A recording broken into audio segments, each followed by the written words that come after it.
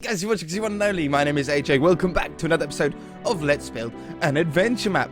I've got a new webcam. I hope, well, this does. I can already see from the preview that this looks a million times better than my old one. My old one is right here. I used to have a Microsoft LifeCam 3000 or something like that. It was called. It was like £6 or something like that. Really, really cheap. This one is a full 1080p HD Logitech one. Really nice one, actually. It's not sponsored or anything like that. I bought it. I wanted it. So I got it. And I'm really, really impressed with it. It means we're going to... My hair's sticking up at the back. I'm just fresh out of the shower. So I'm a little bit boss-eyed still, a little bit tired. But I was like, I have to jump on today. I'm really excited about this adventure map. I have to say, I haven't actually done any off-camera work putting the path and bridge that way to the village, but all the trees and stuff I did bone meal, so we've now got this bridge fully in. Looks beautiful. The diagonal bridge is absolutely lovely, and we can come through here, and I got the hedges and fences down this side, and it just works really well. I like the... Ooh, frame lag. I like the little bits of ore in here and there, and then you come all the way around and back out to the bandit camp. Really, really cool. What I want you guys to bear in mind, though, always keep in mind that everything is subject to change.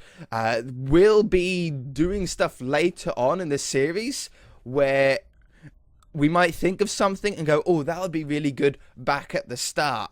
So, although we're sort of somewhat done with this area, I'm 100% sure that we'll come back and do other things to it. We're going to work a little bit around this area today because someone very kindly has sent in a new command.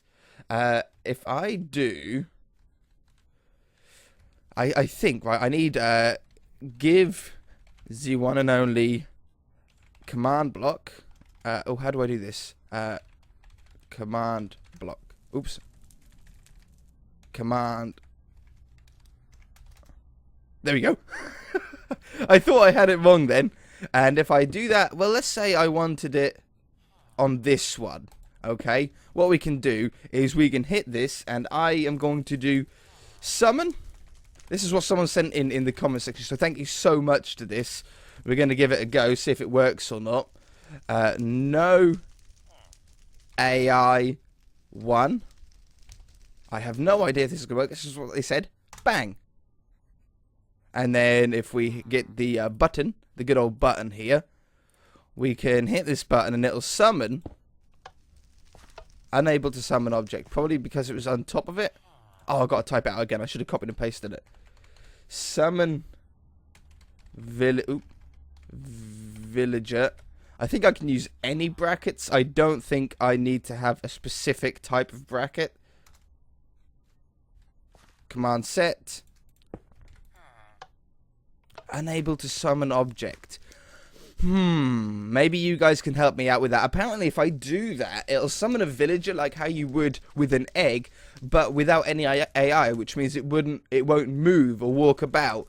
So it means that we could, hopefully, eventually, put the villager right here, and he'll be straight in front of the fence. So when you push that button, I might even do it on the other side there. Like I could have the 2 push plates here and the villager here. That way he's like right by this button here.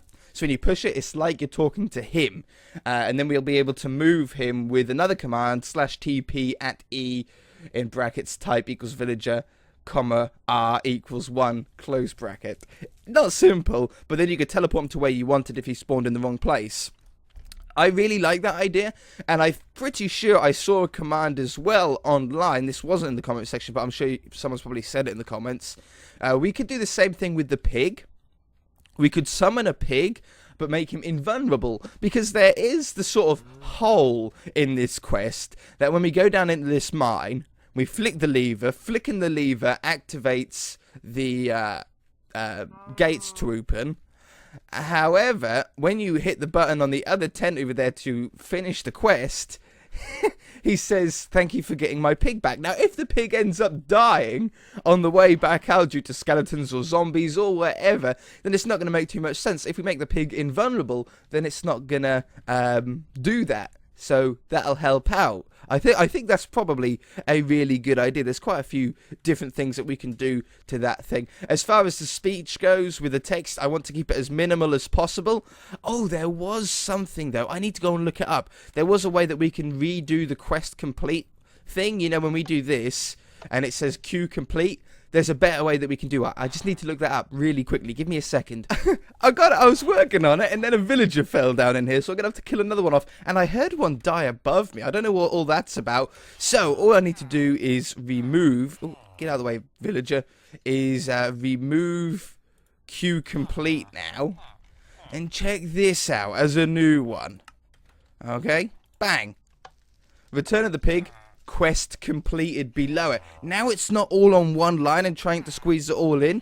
We can have a subtitle. And the same with the last one here. If I go... I can take that away now. If I come over here to this last one, what we can do is have another one. Will it work here? Probably not there. I'm going to do it right here just to make sure. Now what we can do is we can do travel west is the next quest, which is to go to that village. And then in here, we can have quest started. Ooh. Oh, it's getting all exciting now, hey? So if I push this button, return the pig, quest completed. We go through the text at the bottom of the screen here. They go through their chatting bit. And then travel west, quest started. I really, really like that. It gets rid of the squeezing in text problem that we had. There you are. He died really quickly. It gets rid of that problem, and looks a lot neater as well. Looks a lot better in general. So we can do the same thing over here as well, but I'll do that later. I might even add some more delay between each line of text as well, just so it doesn't come up quite as quickly as before. I also think that we should maybe start working on the start here. People were saying that maybe one sword in here isn't enough, one stone sword. I sort of agree with you there. So we shall grab, maybe 3 more, just in case people need them. It's unfair to not have enough swords about. If someone dies and loses their sword, or if the sword breaks in the cave and they're trying to kill it more than they really need to, we don't want them getting to a point that it becomes like nearly impossible to complete the quest because the sword broke or the weapon broke or things like that. So obviously, again, everything's all subject to change, but that's sort of one of the main ones. So down here, this is where we spawn. This is the exact sort of spawn block that you get put on. What people were saying is that we should have some chests. We should definitely have some chests. I don't even know where chests are in here. We'll do it like that. Definitely have some chests with some starting equipment, some starting food and the such like. So I probably want this in a spot where you can see it from the spawn. Like from about here. Yeah. So you'll be able to see that there's chests on that boat. And that you should probably check it out. Whenever you see a chest in Minecraft, you always sort of go and open it, don't you? So in this one, we can have, I think food is probably one of the main ones. I think we'll go with bread. And I think we'll go with a stack of bread. You don't want... I'm going to do it like this, though. And just sort of spam some of them about. You really don't want to play an adventure map and have to watch your food all the time. That's such a boring way to do it, having to go through it and like, oh, do I have enough food for this? Don't I? If you have enough food to sort of have not let you worry about it, I think it's a lot better. I also want some sort of washed up a little bit, so on here would be quite funny. I fell. Come back up here. Do I want any armor yet? I probably should have at least a little bit of armor, like some leather, tunic, and pants. Oops. Come into my inventory. Come into my inventory. So we'll have those in here. Seeing as though you're fighting zombies and skeletons right off the bat, you're probably going to want to have a little bit of protection at the very least, aren't you? Okay, so we've got that in there. Swords you get at the top. What we can do is we can actually have it so it's permanently daytime. unless it's a certain quest. And then if it's a certain quest, we can then command block to make it nighttime permanently. That way we don't have to worry about mobs spawning in the wrong places throughout the map, do we? Anything else that you would want right off the beginning? Food, weapons. As far as items go, I think that's pretty much it. But we do need, I think, it's probably a book. Now, I did see a command for a book. I think this would be quite funny to try and work out how to do, with some of the basic rules that you would need to know how to play the adventure map. So, I'm going to look up the book one, and I should be back. Okay, took me a little while, but I think I've got to, I'm new to this command block thing. I'm really not an expert, but definitely getting better. And maybe this adventure map will sort of be a test one. And then once we know what we're doing, we can make a really good one. I hope this will be good anyway. But I've got this command, okay? So, let's go right to the beginning if you guys are interested in doing it for yourself.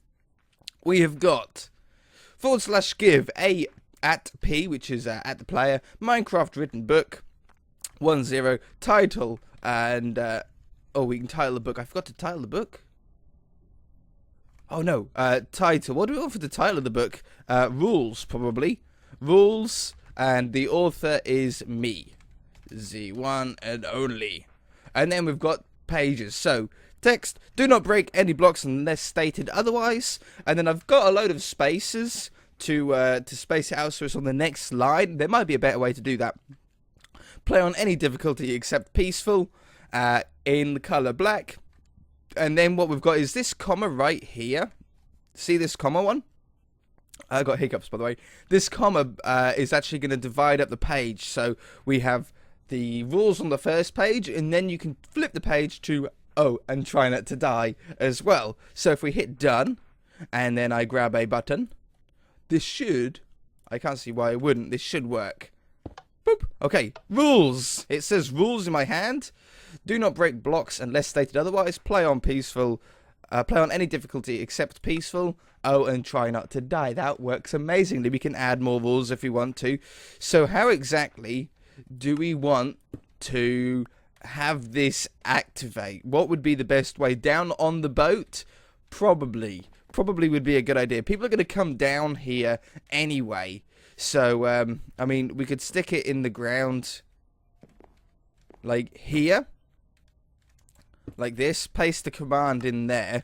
And then we can have a log block or something along those sort of lines on top like this.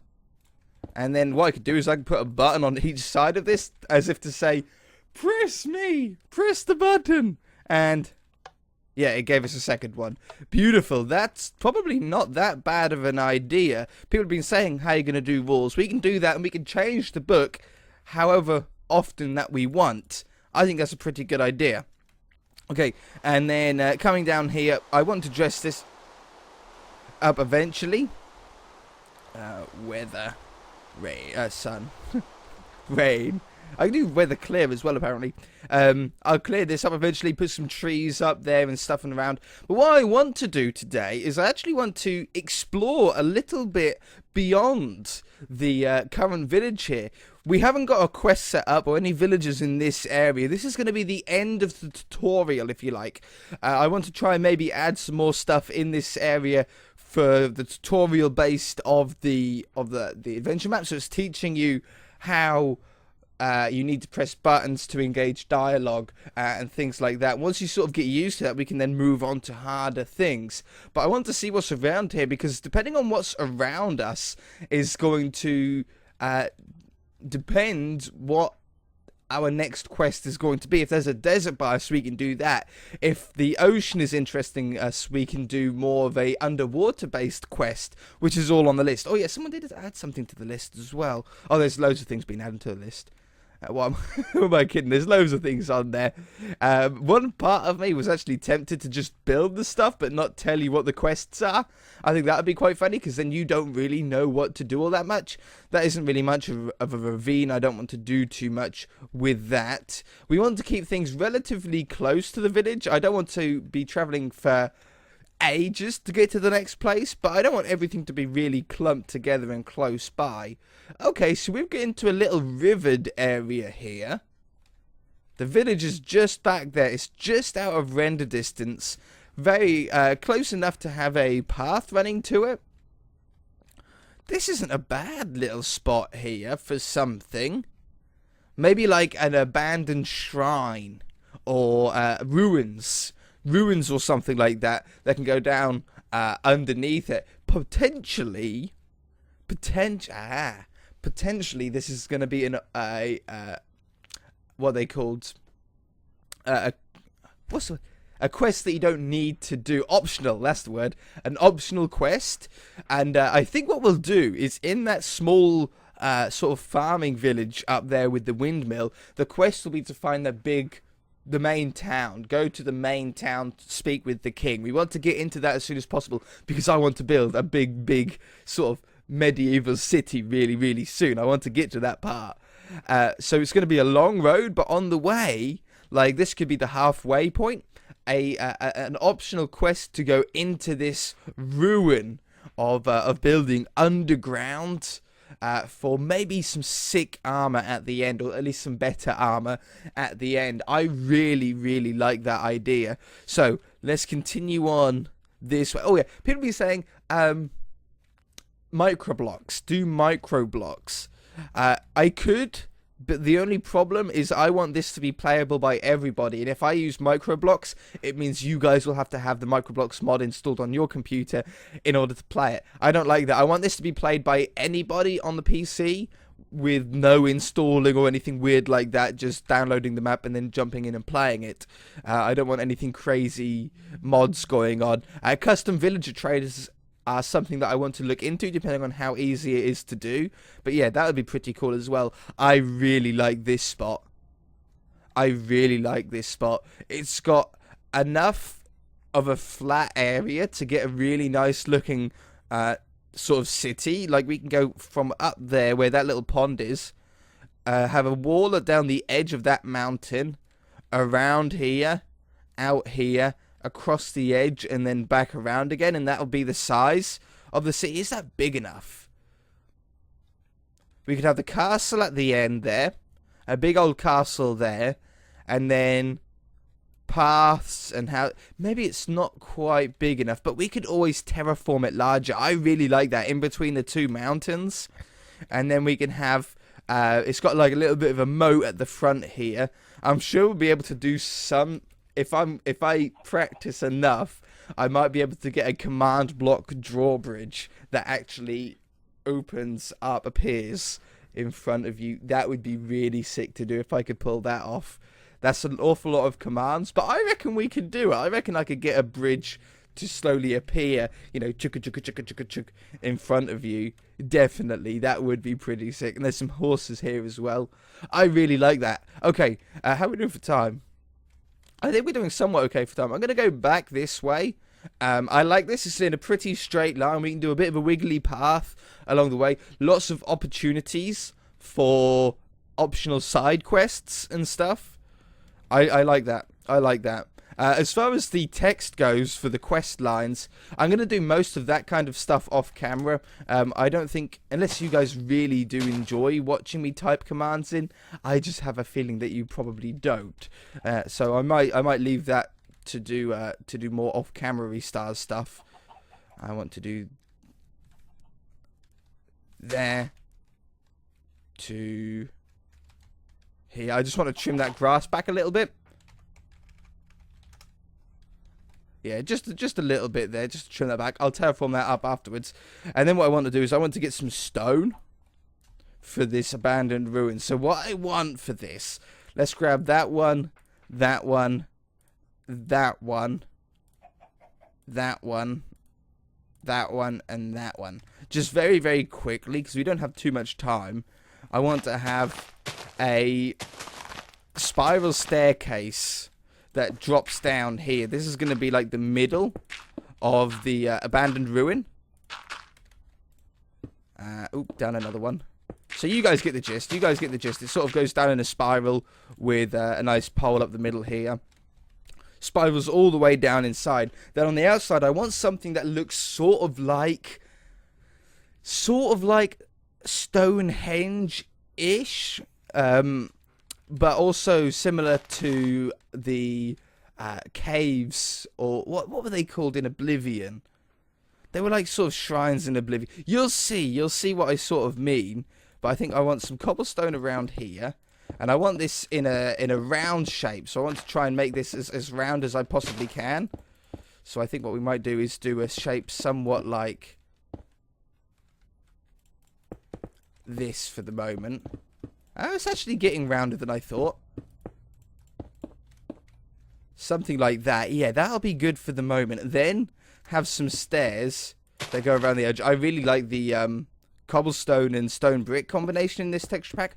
Look really well together. They stand out nicely. So then this runs around here.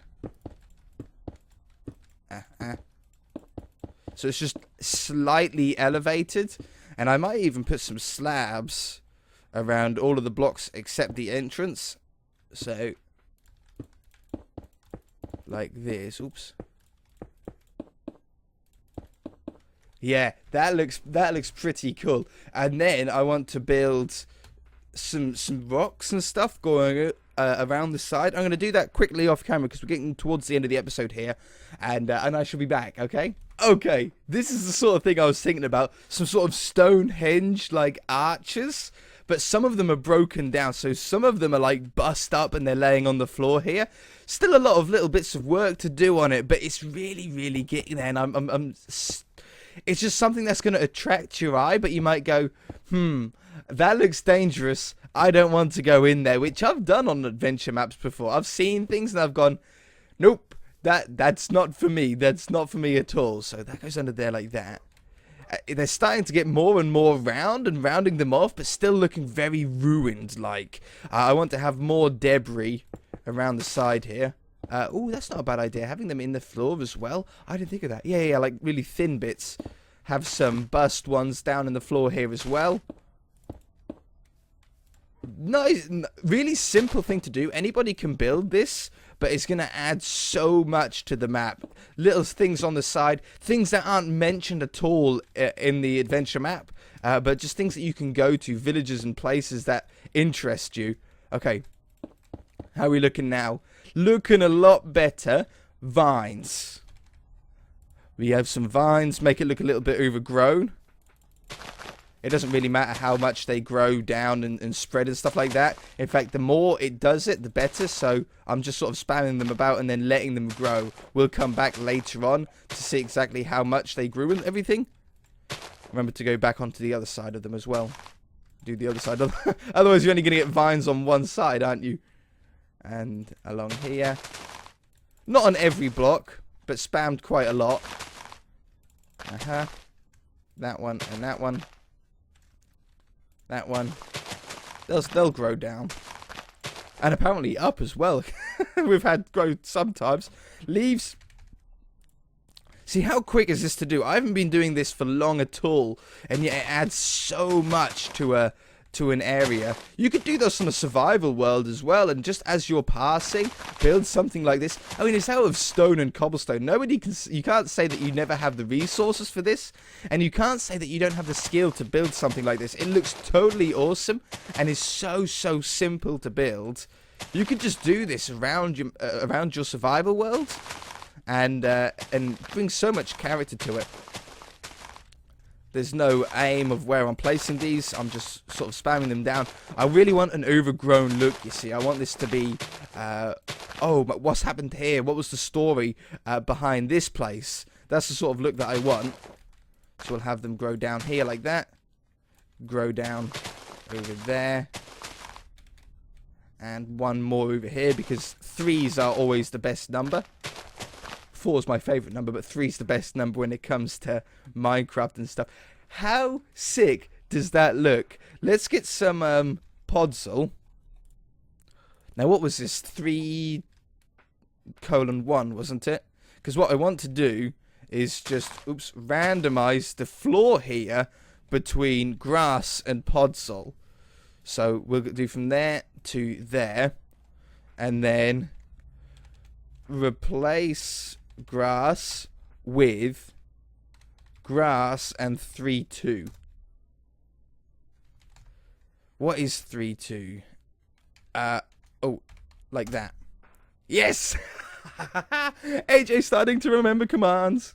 Okay, that looks totally awesome. That really makes it stand out, pulls it off the floor a little bit. And when we get a path, we'll have the path run next to it, just above here, so you sort of look down into it. I mean, how cool does that look on eye level? Now that we're walking on the level that you'll be seeing it at, that looks totally awesome.